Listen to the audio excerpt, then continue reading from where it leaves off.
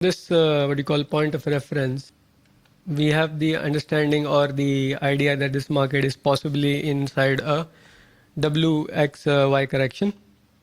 So with that in mind, we have counted this with the W over here, X over here, and Y is complete over here.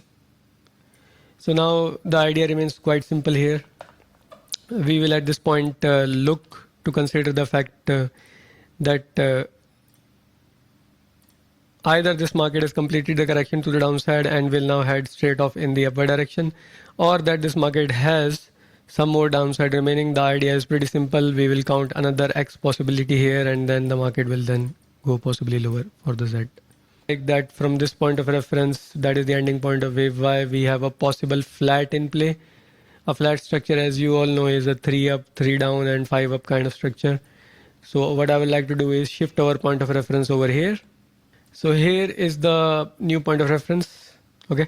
So from here on, we are looking for a flat correction. And as I just mentioned, flat will have a 3-3-5 formation. So the first three, as you can see, is quite significantly clear here with the A up, B down, and C up. So first three is wave A. 3 is what we call a wave B. And then we expect a 5-leg upward movement. So here's the next A down, B up, C down kind of progression. Looks like a diagonal to me, to be honest. Let's see quickly. There's a little bit of overshoot here, but more or less it does look like a diagonal count, and we can also count it in a few other ways. Let me see. Yes, it could fit like that. It could fit in other ways as well, so we are not really concerned about this.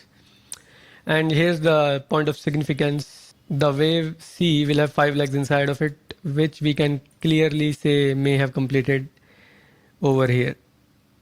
Now the issue arises, if the wave C is complete over here, then the market can give a straight downfall. Alright, that's our hypothesis. Let's call it hypothesis 1.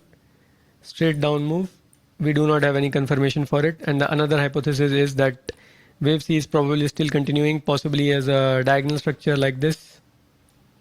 Or perhaps something else, perhaps impulse, because we can count it either way here.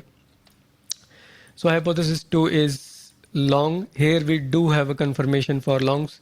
The trigger will be the last high, which is placed currently at 115.894 on this chart. Alright guys, so it's that simple.